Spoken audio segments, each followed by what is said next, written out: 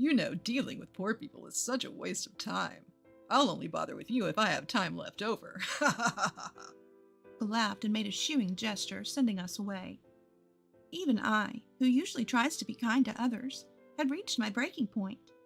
Then my son, who had been listening to the conversation, said to me loudly enough for Michael to hear, I wonder if I withdraw the 1 billion yen I have deposited, can I shut this place down? Haha. My name is Susan Parker, a 67-year-old housewife. Lately, my husband George and I have been enjoying leisurely afternoons at cafes.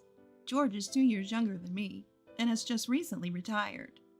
I've been so focused on work that I don't know what to do with my free time now.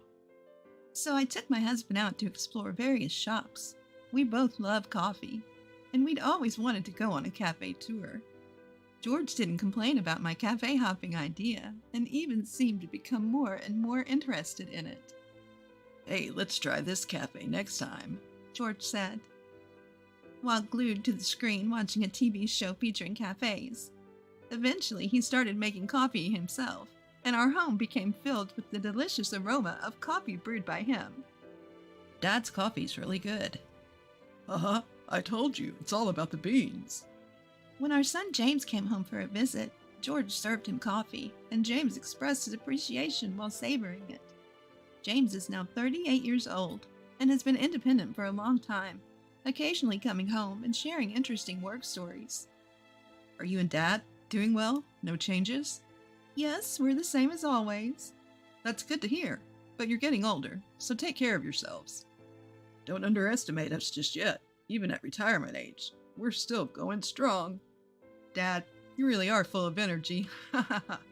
Spending such peaceful and carefree time with my husband and son makes me very happy. Looking back, my husband and I rarely fought, and I don't think our son ever went through a rebellious phase. My husband and I met during our college days. We were in the same department and saw each other often in class.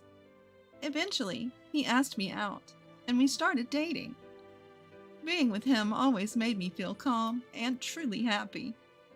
Our relationship continued even after we both started working, and a few years later, we got married. Our married life was also full of happiness. For the first few years after we got married, we thought we might not be able to have children. But then our son was born. Our newborn son was so cute and looked just like an angel. I remember my husband being overjoyed when he held our child for the first time. Since then, the three of us have lived happily together. Our son grew up to be a kind and good-hearted person. Although my husband and I both worked, and might have made him feel lonely at times, I think he grew up without any real trouble in his teen years. Mom, Dad, there's something I want to do. I have a favor to ask. Our son decided on his path early and pursued it with determination. We supported him wholeheartedly. Watching him achieve his dreams and goals was cool, and we felt proud as parents.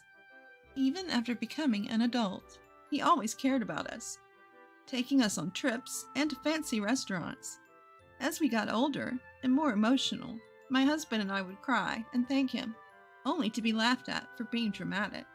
Later, our son married a wonderful woman.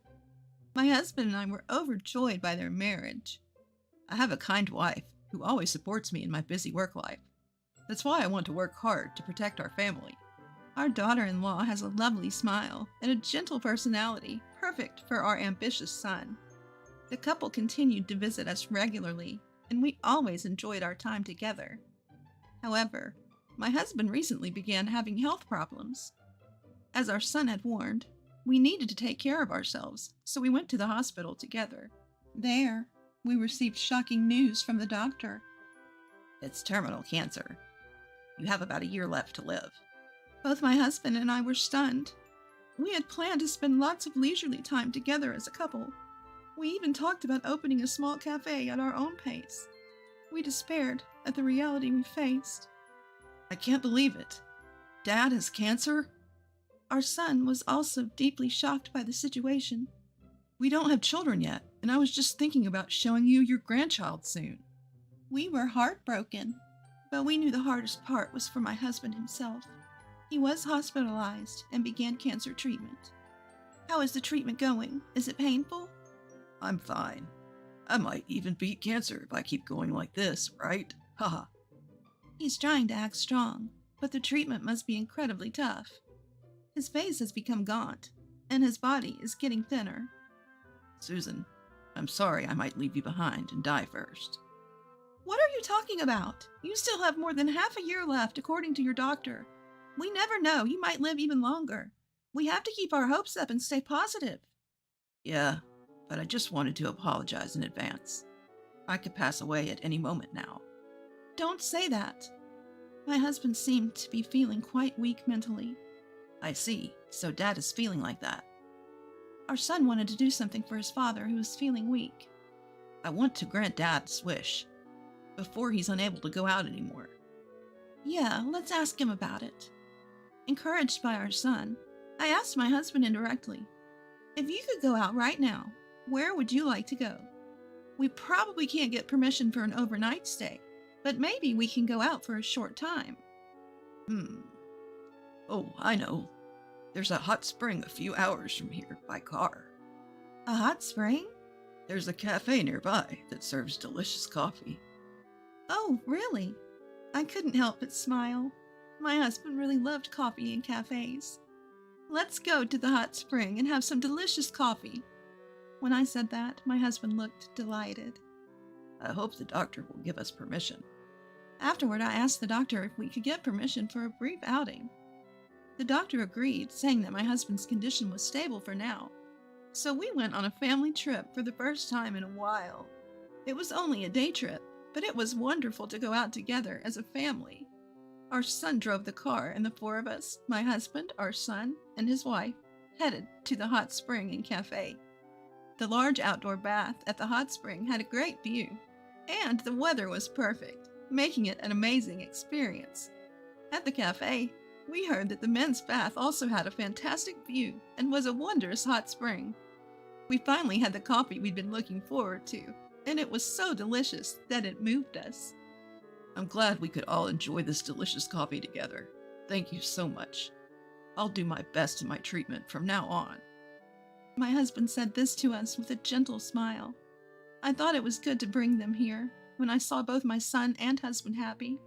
And then, 1 week later, my husband's condition suddenly worsened, and he passed on to the next world. Why did you pass away so soon? I was so sad that I couldn't help it. Even though he had endured such painful cancer treatments and had become well enough to get permission to go out, our son couldn't stop his tears either. We were so down that we were useless, so our daughter-in-law took care of arranging and preparing the funeral for us. I'm really grateful because I think we wouldn't have been able to hold the funeral properly without her, and we were able to send off my husband safely. Many people attended the funeral, and it was clear that my husband was well loved. He often said he wanted to open a cafe with his wife recently. Yes, that's right. He was also very enthusiastic about studying how to brew coffee, the types of beans and roasting. As I talked with the people who attended the funeral, I remembered the days when my husband was happy to brew coffee, and tears welled up again. And then, I wanted to fulfill our dream together with my husband. Mom, you're going to open a cafe? After the funeral settled down, my son and his wife visited our house. Yes, I want to make your father's dream come true. I think it's a great idea. I'll support you with all my strength if there's anything I can do. Thank you. I don't know the first thing about business, so I'm really grateful for your cooperation. And so I asked my son to come with me, and we went to consult with the local credit union about financing. It was so crowded in the morning. My son and I sat on the sofa with our waiting numbers and waited for our turn. And after about an hour of waiting, we went to the counter. Welcome, please have a seat. The bank teller who greeted us sat down and was named Michael. What can I help you with today? Well, I'm thinking of opening a cafe soon. I came to talk about financing. Financing, you say? As soon as I said that, Michael's face suddenly turned stern. In order to hear your story in detail, we will also conduct an interview. Can you please wait on the sofa until we're ready? We'll call you when we're ready. Understood. Although I was worried about why his face had become so stern, I returned to the sofa as I was told and waited with my son for our turn. However, even though we waited and waited, There was no sign of being called. Before we knew it, 3 hours had passed. People who arrived later than us were being called, and we thought it was strange. That bank clerk named Michael is attending to other customers as if he has forgotten about us. I thought I should call out to him. The moment Michael finished with a customer, I hurried over to him. "Excuse me, I've been waiting for a while now. When can we have a meeting about the loan?" Are you still here? Huh?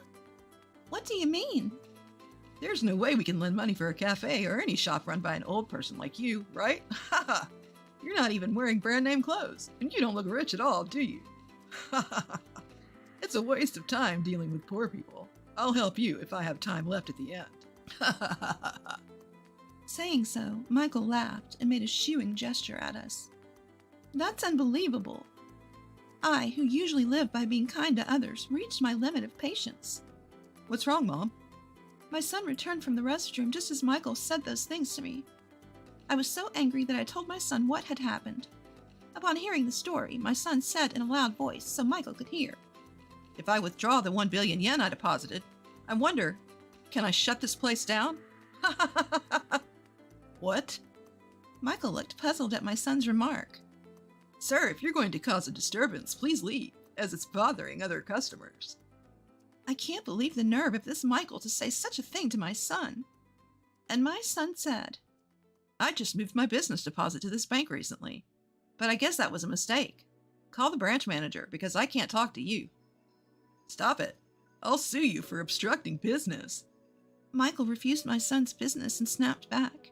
It seems even my son had reached his limit of patience. Then I'll call directly. My son said so and made a phone call somewhere. Then the branch manager came running out of a back room in the bank. Mr. Johnson, what happened? Seeing the manager rush over and speak to my son, Michael's eyes widened in surprise. Branch manager, what's going on with this bank? This Michael clerk made my mother wait for over 3 hours, calling her a poor person and tried to send her away. What? Michael, what the hell are you doing? Mr. Johnson, could you please come to the reception room? Let me apologize. We decided to follow the branch manager as it seemed we were causing a disturbance to other customers. When we arrived at the reception room, the branch manager prostrated himself and apologized. I'm truly sorry about this. Michael just transferred from another bank.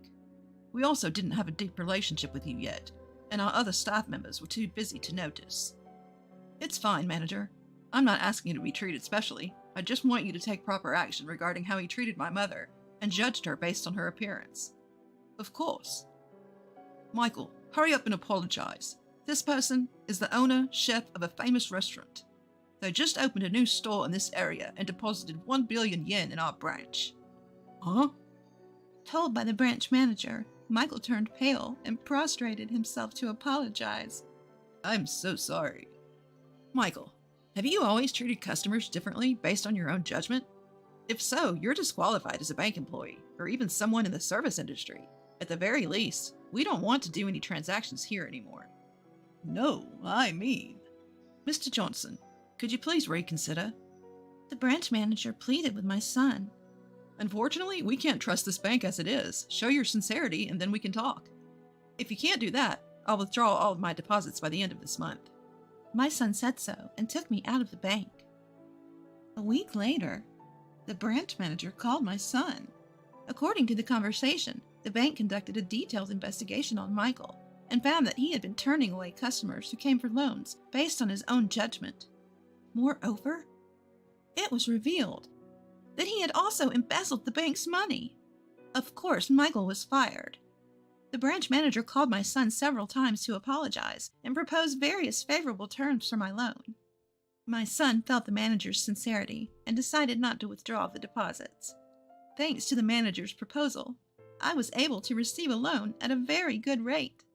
The preparation for opening my store went smoothly, and I finally opened it. Initially, I had planned to open a coffee shop, but my daughter-in-law had a nutritionist certification.